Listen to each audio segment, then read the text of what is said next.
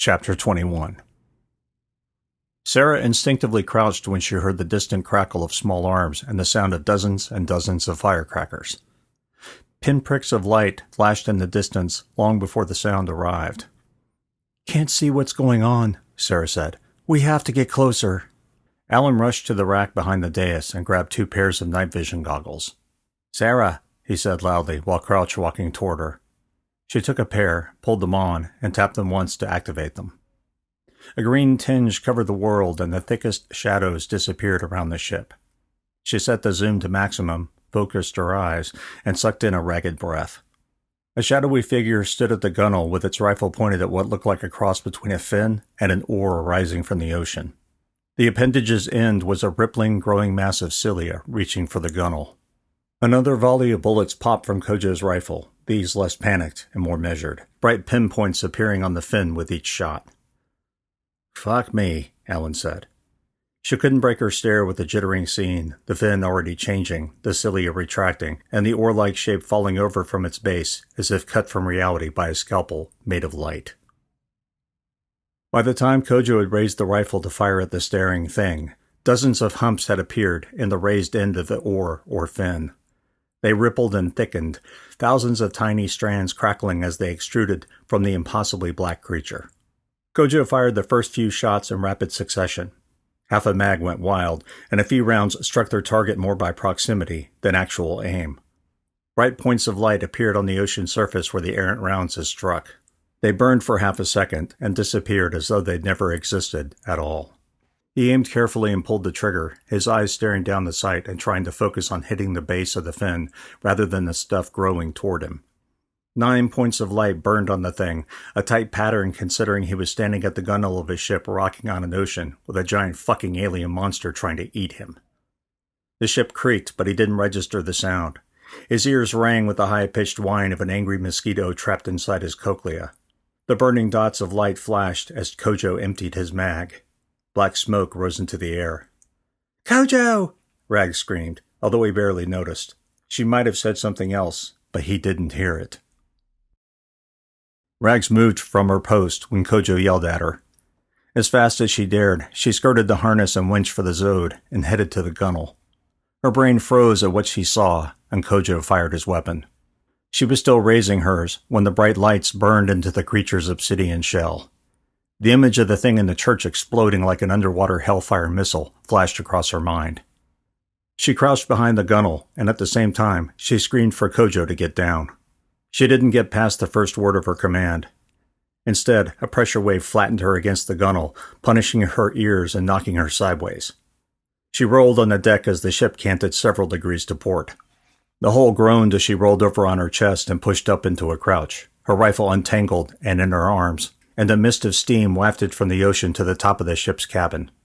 Another splash, another geyser of water, and everything calmed but the incessant ringing in her ears. Rags looked to midships and saw a crumpled shape on the aisle leading to the foredecks. "Kojo!" she yelled out. The shape didn't respond. She walked toward it, rifle held at the ready, head on a swivel, and eyes searching for movement. Conscious that Harper might come spilling out of the cabin, she continued with cautious steps, her heart sinking with each footfall. The ship's deck lights had more than enough illumination to show her discolored stains against the cabin's white paint. The shape twitched. "Kojo?" No response. She cocked her ear every meter or so, listening for water churning or the clicking of chitin against metal. But all she heard was the sound of the waves against the hull and the creak of the boat's gentle rocking. Kojo had been smashed against the bulkhead. A stipple of blood led from the top of the cabin support to where he'd slumped to his side, a thin thread of red snaking down beneath one ear.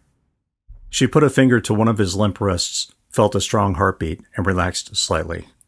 She slung her rifle and quickly checked him for broken bones. Arms were okay, legs were okay too. Apart from seared skin, burned clothes, and new scars, not to mention the head wound, he seemed stable. In a perfect world, she would scream at Harper to get her a backboard. She would treat him without moving him. In short, she'd be a medic. But she didn't know if that blast had taken out the creature, which meant it could return at any moment and finish off Kojo instantly.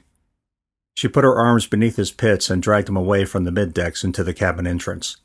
Harper stood in the doorway, an AR clutched in her hands. "Help me!"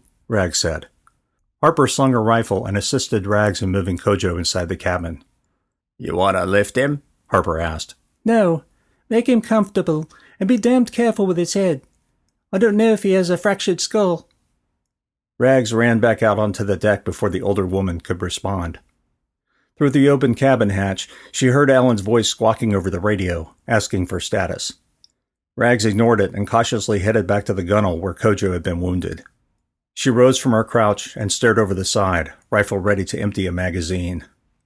A portion of the hull bowed inward as though it had been hit with a sledgehammer. The paint had been sanded clean from the steel. "Holy shit," she said. She shined her UV light over the area where Kojo had stood, but nothing sizzled. The blood Kojo had left behind glowed with an eerie, eldritch light. After taking another hasty look at the ocean, scanning for any sign of unexpected movement, Rags returned to the cabin. Harper sat on the floor next to Kojo.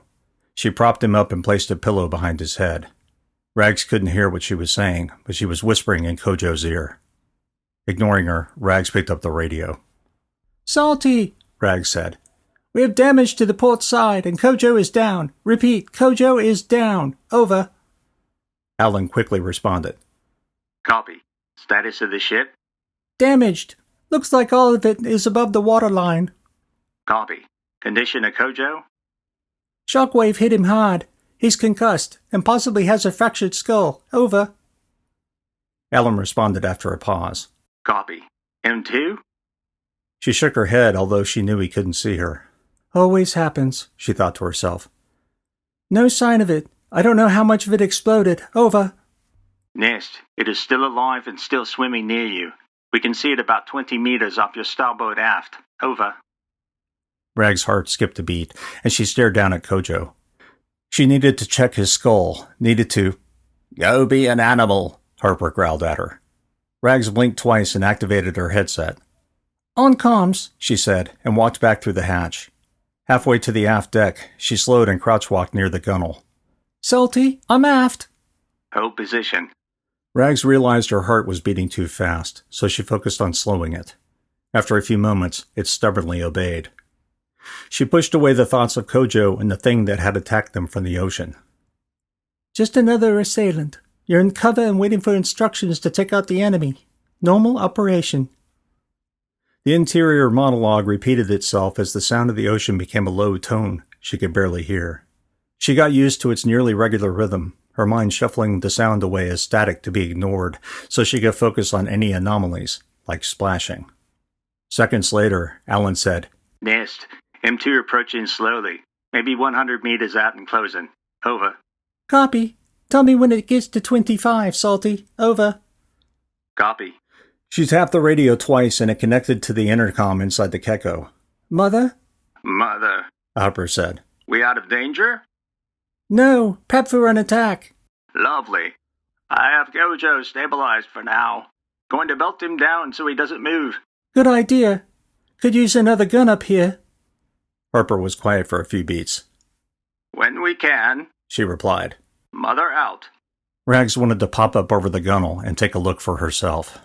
So bad, so bad, so bad. Nest, we lost sight of it. Repeat, we lost sight. Last seen port aft, moving midships. Over. Before Alan had finished speaking, Rags carefully leaned over the gunwale where the port and aft met. The bright ambient floods cast a 3-meter halo of light that quickly fizzled into gloom, but there was still enough to catch the white of churning water. 5 thick fins stuck out of the water at various angles, their shade of black somehow more reflective than the rest of the creature. The tapered fins looked so much like a shark's, but less uniform, more jagged, and much thicker. She aimed down the sight and fired 3 times, each shot hitting its target and rewarding her with a pair of phosphorus microdots. The metal oxidized immediately and rose in temperature. Less than a heartbeat later, the fins seemed to come apart as though sliced by a sharpened sword, the severed pieces jumping up in the air and exploding like fireworks. The creature dove below the surface, pushing a massive wave ahead of it. Rags just had time to drop a hand to the gunwale railing and steady herself as the water slammed into the hull. The boat canted to port, its metal skin groaning from the strain. Several more waves from the creature's wake followed. Finally, the waves subsided, and Keko found her center. Rags peered over the gunnel, the sound of Alan's voice repeating through the headset, competing with the shrill ring of gunfire. The hull didn't look damaged. If anything, it was cleaner. A squarish-looking patch of steel reflected the hull floodlights like a mirror. She finally tapped the headset. Salty, target went beneath the ship. Repeat, target went under. Copy, Nest. Did you hit it? Over. Multiple hits. The thing She struggled to find the word she wanted. ejected the damage before it could explode. Over. Several seconds passed before Alan's voice returned. Salty, next time aim for the area that's darkest. If you can get through the shell, should ignite immediately. Over. She considered that for a moment. Had there been much darker spots? Yes, She thought. between the fins. They were darker, maybe because they reflected no light, while the lighter ones were its shell? This would be much easier if Sarah were sitting at her elbow.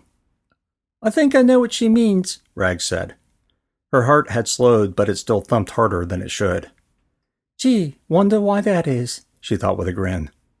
You think it's still here? Over. Ellen's voice sounded clear and calm. That meant something bad was about to happen.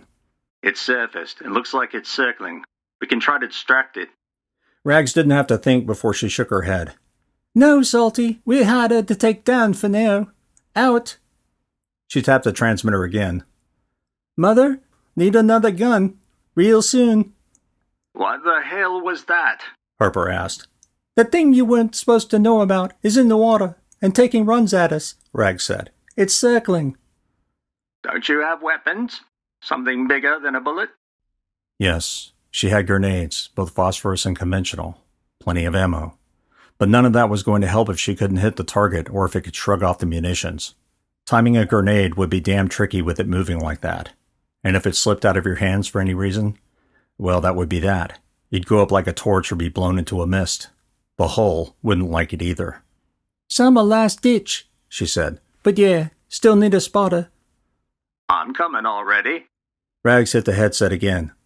Salty, Mother's joining in. I'll have a spotter and a second rifle. Over. Copy, Nest. Alan went quiet again. Starboard aft. He said quickly, but distinctly. Rags moved to the other side of the ship, pocketing the half-spent magazine and slamming home a fresh one. With the floodlights on, it took a moment for her eyes to adjust, but not to find it once they had. The shape might be several meters below the surface, but she could easily make it out. Probably the length of a loaded semi and wide as one. She could tell she was only seeing the top half. The thing disappeared beneath the waves. Salty, it dove again. Copy. Bubbles rose from where it had disappeared, a few large ones popping loud enough to be heard over the sound of the ocean. Rags fixed her eyes on the spot and heard footsteps behind her. That you, Harper? She asked without turning. Of course it is, she said. Where you want me? And do I need grenades? Rags immediately wanted to say no, but wasn't sure she should. Yes, get one of each. She took a breath to repeat the rules for grenades, but Harper cut her off. And don't recite the bloody rules to me, Harper said, her voice dropping in pitch and sounding like a stone coffin lid sliding into place. Rags chuckled at that. Harper. The woman didn't even know what she'd just stepped into, but she was ready to blow it to hell. Must be nice to still be like that. It would last right up until Harper stared at him too, face to face. Chapter 22. M2 had watched the lights for some time, occasionally floating 12 meters directly beneath the boat and far from the flood's effective range. Quite slowly, conscious not to make any sudden movements, the creature circled the ship from beneath, creeping upward closer and closer to the light. M2 quickly reorganized its shell, adding an eye stalk to a fin, and swam sideways at the ship. It had seen the creature holding something that flashed bright with hateful but harmless light. It had, however, felt the bullets crack its shell. The moment the message entered its analog to a nervous system, M2 separated the affected portions and dove. It knew something bad had happened to the parts of itself it had shed. The bad thing the light caused. Some light didn't cause it, but it knew some did. The figure with the flashing light that cracked its shell, for instance. M2 pushed more of its mass to its exterior, the particles of itself clumping together, hardening, dying. Quickly shed, easily reabsorbed. As it swam beneath the ship, M2 entered its reef and found a few unlucky fish, wondering where their nighttime meals had gone. M2 had tried to get closer, to touch the thing floating above it. It might be mass it could add to itself. It needed to grow a thick shell to ward off the deadly threat it knew was coming, which meant it required far more mass. With much of the reef below now destroyed, its every living particle a part of M2, the ship was the most convenient target of opportunity. On its next run, it came closer still and braved a barrage of bright flashes that burned off parts of itself. M2 had had to shed more mass and had felt the heat and the concussion of the bad thing happening to each piece of itself it had given up. As M2 dove beneath the ship, it slapped the boat's keel with its liquid essence. The thing wasn't food. It retreated briefly to its reef, found nothing to eat, and returned to float beneath the ship. It wanted the food living on the object. There might be a lot of it inside. Whatever made the light might be consumable too. How to get to the creatures? It turned that question around and around in its relatively simple brain while it circled restlessly, always keeping itself a mere meter from the ocean floor. It kicked up sand, absorbing biological dandruff that had drifted to the ocean floor and whatever unlucky crustaceans had been hiding from predators. The mass was negligible. It needed a thicker shell. Could it ram the creature? Smash into it? If it wanted to avoid the bright flashes that did the bad thing, M2 would need to protect itself and ensure it could jettison damaged portions of the shell the moment they were hit. Thicker shell. If it grew a thicker shell, would the flashes of light still hurt it, or would they be unable to penetrate? Would M2 be safe from whatever had made it burn? It didn't know, but it needed to get inside, eat, and find a hiding place. All too soon, the ocean would be a dangerous place to be. Sarah's mind raced with different theories. She imagined Hollingsworth standing at a virtual lectern, the smile on his face not quite natural, his eyes a little too glazed from the constant regimen of painkillers he had taken to function.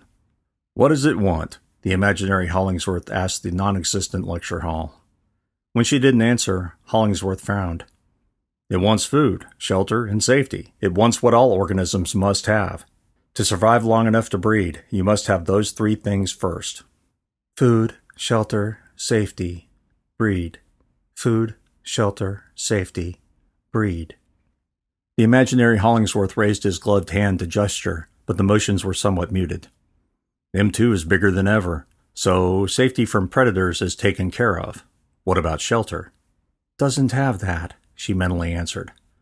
"Right, and if it has devoured all the convenient fauna and flora in the area, it'll have to move to another area to increase its mass, right?" Hollingsworth said. Sarah mentally nodded. "Therefore, it's either sticking around near the ship because M2 thinks it can use Keko as a shelter, or because it believes there is a lot of mass available to consume. Food, shelter, safety, breed." "I know, that makes it sound like the thing is sentient, but maybe it is," the imaginary Hollingsworth said, his ironic smile back in place. "If it is," he did his best Porky Pig impression. "Yeah, that's all, folks." The images and sounds disappeared from her mind as though a switch had been flipped.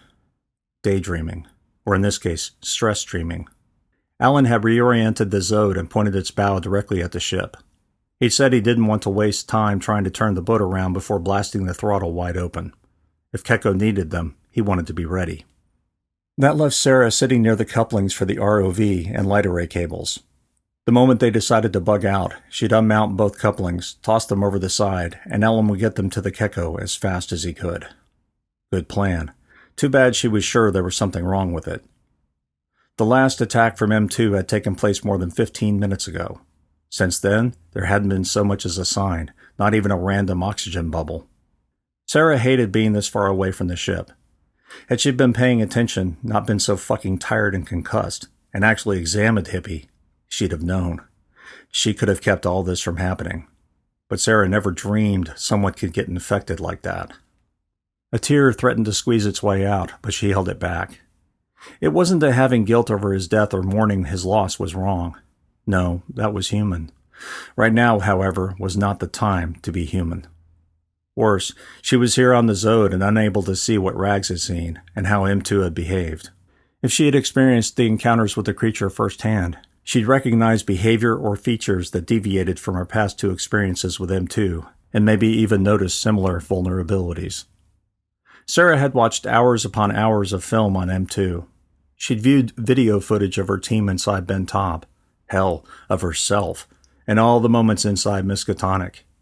She committed all that to memory, every feature she could discern, every shared tick among the entities, and a general pattern for their thinking, for lack of a better term. This M2 differed from our previous encounters, but they'd all been unique. They might have shared limbs and appendages and general physiology, but their behavior had been torn between simple predator-prey behavior and that of a more cautious and savvy hunter. Regardless of the number of limbs, mouths, or eyes, M2 did what it did. In the end, that always meant someone or something died. Food, shelter, safety, breed. Shelter. At HAL and Ben Taub, and probably aboard Leaguer, M2 had had easy access to shelter. The structures with roofs and enclosed bulkheads or walls made encounters with the sun unlikely. Modern office buildings weren't exactly filled with halogen or UV lights. Therefore, the M2 entities had more or less had free rein until the humans figured out what could hurt the creatures. Duke of York Island, on the other hand, had no structures to hide something this big, at least not that they'd found or knew of. Even sunk, Keko, with her sizable metal belly, would make a fantastic place for M2 to hide. So long as the ship remained somewhat intact, it might function like a hermit crab shell for something the size of this M2 entity. If they could force the creature ashore and keep it occupied long enough for the sun to come up, all this would be moot. The sun itself would fry the fucker before it had a chance to escape. She was sure of that. No matter how thick M2 made itself or how many layers of armor it secreted or created, the outer layers burned. The creature would lose mass every moment it was exposed to that kind of light. Eventually, it would no longer be able to keep its shell intact and maintain a non-liquid form. If Hollingsworth had been right about the neural network and additional mass increasing an entity's intelligence, wouldn't the converse be true? If they radically decreased the creature's size through damage, would it become less sentient? Perhaps be forced to rely more on simple instinct? That made sense, but it might be a bad assumption to make. Still, it was something she needed to remember, and maybe more importantly, to look for. That detail might be the key to killing the fucking thing. Safety. Having shelter and being safe were two different things. Safety meant more than being hidden. It meant driving off or eliminating any immediate threats before hunkering down. If you weren't safe, you couldn't eat, couldn't rest, couldn't breed. Couldn't get bigger, she said aloud. How big did M2 have to get before it would risk the journey to lower midnight and eternal darkness? Maybe it won't want to, but there's nowhere else to hide once it gets too large. Even Keko wouldn't be suitable after another day or two. With M2 raiding the fauna and flora around the island, it would grow far larger. Unless it knew something she didn't. It might be more intelligent than it had first been, but it hadn't existed long. That implied it wouldn't have had the opportunity to scout the entire island, much less within a click or two offshore. That didn't matter right now, did it? Incapacitating Keko and eating the humans aboard her would satisfy M2's immediate needs, including protection from the coming dawn. It's going to keep attacking the ship, Sarah said loud enough for Alan to hear. He turned to her, rifle still pointed at the ocean surface. Why? Shelter and safety. It can get both by hiding inside it after eating the rest of the crew. Keko is the only thing it knows that can hurt it. You mean those aboard her, Alan said grimly. Sarah nodded. The people firing at it. Bloody fucking hell. He picked up the transmitter. Salty to Nest. Nest, over. Sarah had expected her to sound tired, but she seemed wide awake. We think it'll attack a little more seriously next time. Might be time to break out the big stuff. Over. Way ahead of you, Salty. Sarah couldn't decide if the woman sounded amused or insulted. Rags continued. Have you had eyes? Over. No, Nest. No sign. Over. Copy, Salty. Kojo's heavily concussed, but he's awake. Sinclair says there is no skull fracture. Over. Alan heaved a sigh of relief. Good to hear, Nest. We're on standby. Over. Copy, Salty. Over and out. Alan wiped at his face. Sarah was unsure whether he was wiping away tears or sweat. She turned away and moved closer to the gunwale, her eyes searching the ocean for something that didn't belong. Time stretched, and she'd already killed the last of the energy drinks. Luckily, 6 more protein bars sat beside the dead cans in the cooler. All too soon, they'd have to take another rest or begin a proper watch cycle until dawn. Shit, maybe even after that. With the goggles zoomed in, it was easy to see the 2 figures prowling the decks, Harper and Rags doing their rounds and looking for signs of M2. The thought of Harper stalking a creature she'd never seen with one of the ARs was both comedic and terrifying.